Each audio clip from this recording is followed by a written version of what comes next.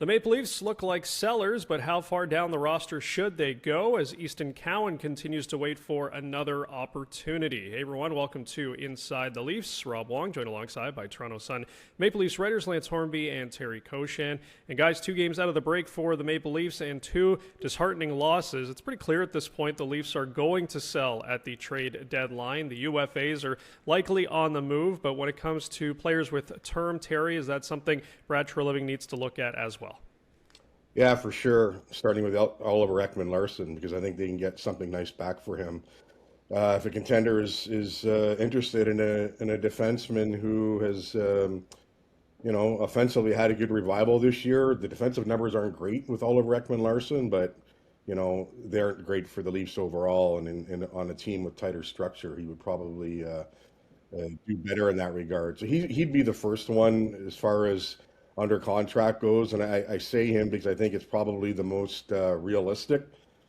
People aren't fans of players like Max Domi or Matthias Michelli. I don't know. We'll have to see, but Ekman-Larsson to be that guy. Aside from the UFAs, I know one of the things being talked about now is, try to sign McMahon and Lawton before the deadline so they can stay. Well, Lawton hasn't brought what he was supposed to when he's acquired a year ago, in my mind, of the UFAs, and I think a lot of other people. McMahon can fetch you the biggest package, so you got to start looking to the future here. I don't think there's any doubt about that. And there will be a lot of options for Brad Treliving now. I don't think there's any doubt. 8 points out, they're done. They're not coming back to any playoff spot. So how it all unfolds over the next week and 5 hours will be fascinating. But yeah, go with Ekman-Larsson and go from there. Well, to Terry's point, Ekman-Larsson is certainly the guy that you'd want to look to, because he's been really the shining light on defense and overall with this team. So I could see a lot of attraction there. He's a guy who's moved around a bit, though, and I'm not quite sure of his no trade status or any kind of list or what's going on there. But he's a guy who would fetch a lot of interest around the league, and now that it is getting pretty obvious that it's going to be stripped down at some point, fans in Toronto have to realize, though, that for the same reason that they've dumped on these players, there's not going to be a heck of a lot of interest, you would think, in some of the players that Terry covered. There's a lot of other teams in this, and a lot that may declare themselves as sellers as we get towards March 6th. So this isn't a Toronto exclusive market at all. And the easy ones, of course, McMahon, Lawton, Yarncroc, combined $4 million in salary or whatever's left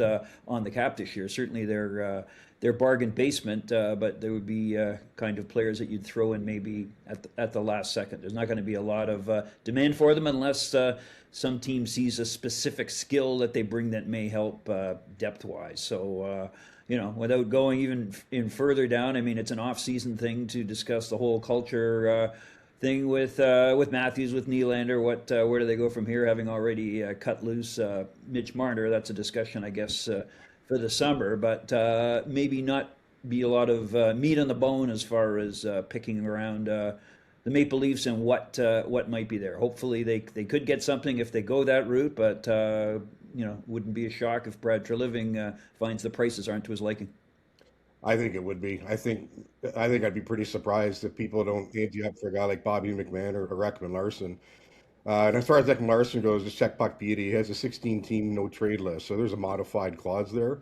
But that leaves 14 teams that he could be traded to without consent. So we'll have to see where this goes. But like I said, I can't see. A guy like Yarncroc too. If it's really can get like a 7th-round pick for Yarncroc, do it.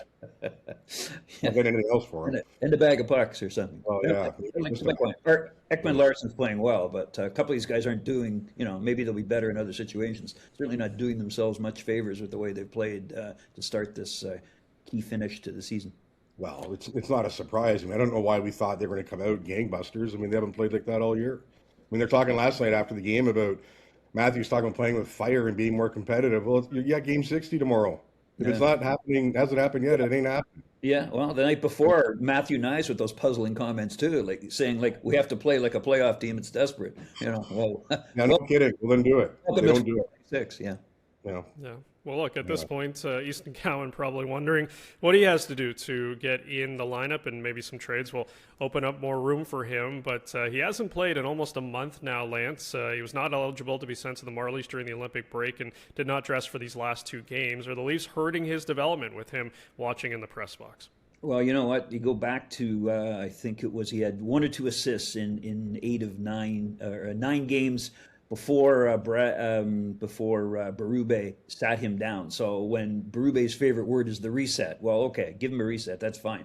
But this long with a kid of that nature, when you're playing guys like Yarncroc ahead of him, way too long. It's another Leaf GM may have decided long ago that this is not a great environment for this kid to learn in. There was a great debate early on, can he, and I thought he had deserved a place somewhere in the Leaf lineup and was learning as much, if not more, than if he'd been with the Marlies. But enough's enough, and maybe in the aftermath of what comes out of the trade deadline, he does get that chance down the stretch. But certainly not doing him any favors. Clearly, he's frustrated, and he did deserve to sit for a little bit as his production. And I think in his last game, he got less than 10 minutes of ice time. That was understandable, but not a month on, and not with the way the Leafs are playing. I talked to him the other day, and he was, he's kind of handling it as best as he can, but he like anyone else, he wants to be in. It's gone on too long. It's ridiculous now, and if he doesn't play tomorrow night, then I don't know what to tell you. In my mind, he should have been back in the lineup. Like a couple of puzzling things out of Berube's mouth on this. He said yesterday that he doesn't think Galvin's development has been hurt by this. Well, how would you know when he hasn't played? Yeah, you don't know. He hasn't played in the game since January 29th. How do you know his development hasn't been delayed or hurt? It probably hasn't in the bigger picture, but you only know by watching him play. I don't think he should have been taken out. He was never. You never got the sense watching Cowan that, oh boy, he's in over his head here. Not by any stretch. Listen, he's been through the wars with the London Knights, and I understand fully that what is happening right now in the NHL is like a completely different level. But he does have some of that on his resume at the junior level, a lot of it actually, a lot of hockey and a lot of intense hockey. So I'll be really surprised if he's not back in against the Senators. What Berube does lineup-wise, we'll have to see. Joshua gets back in last night. What's his status going to be physically for tomorrow night?